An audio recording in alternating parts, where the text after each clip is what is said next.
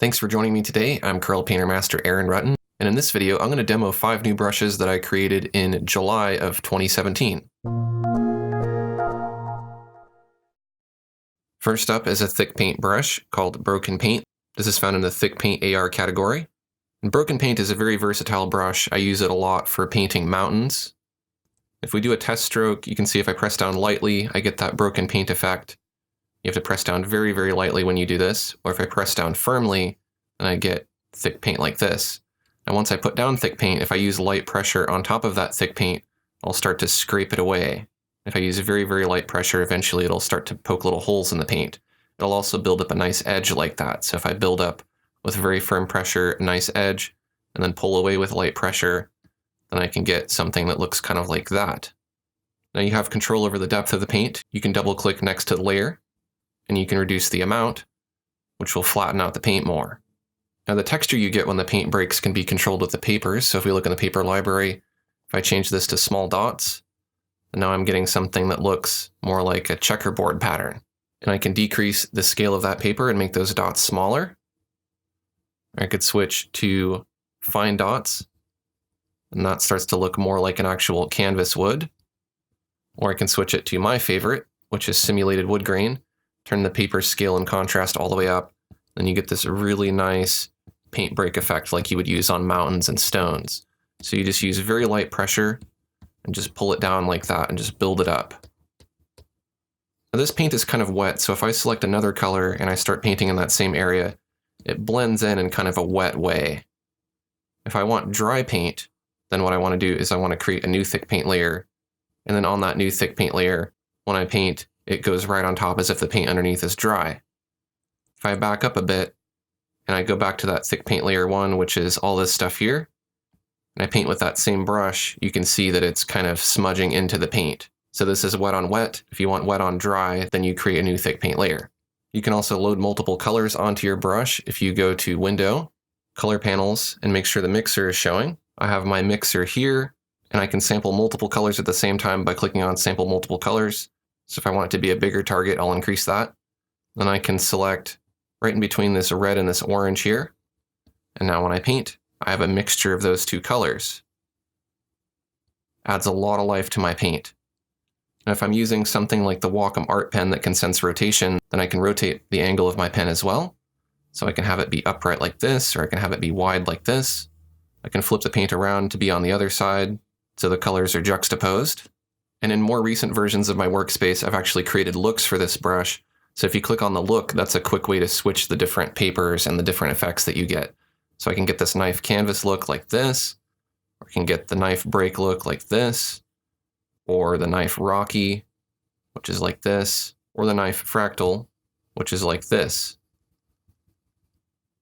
So you can really quickly switch between a lot of different looks using the looks panel. Moving on to the next brush, we have Broken Paint Remover. And we'll use it on this thick paint layer here. I'm going to make my brush a bit smaller, and I'm going to paint here on this thick paint, and as it says, it's going to remove the paint. And you can see it starts to eat away at it.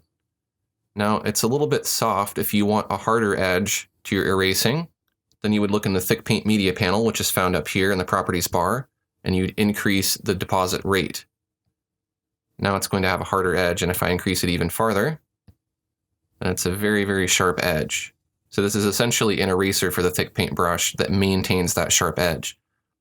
If I don't maintain that sharp edge and I just use the regular eraser, then it looks very unnatural. It's a very soft edge. Moving on to the next brush, we have Broken Paint Blender. I'm going to go ahead and put down some paint with the regular broken paint first. Let's put down some blue here. And then I'm going to go to Broken Paint Blender. I'm going to select this pinkish color here, and let's start to blend some color into that. Now you can see the color starts to blend in as if it's already wet. It doesn't dominate it with too much texture. If I press down harder, then I'll get more of that paint. It'll build up thicker. I can use lighter pressure to kind of smooth it out. Or I can use lighter pressure if I want kind of a more oily broken effect here.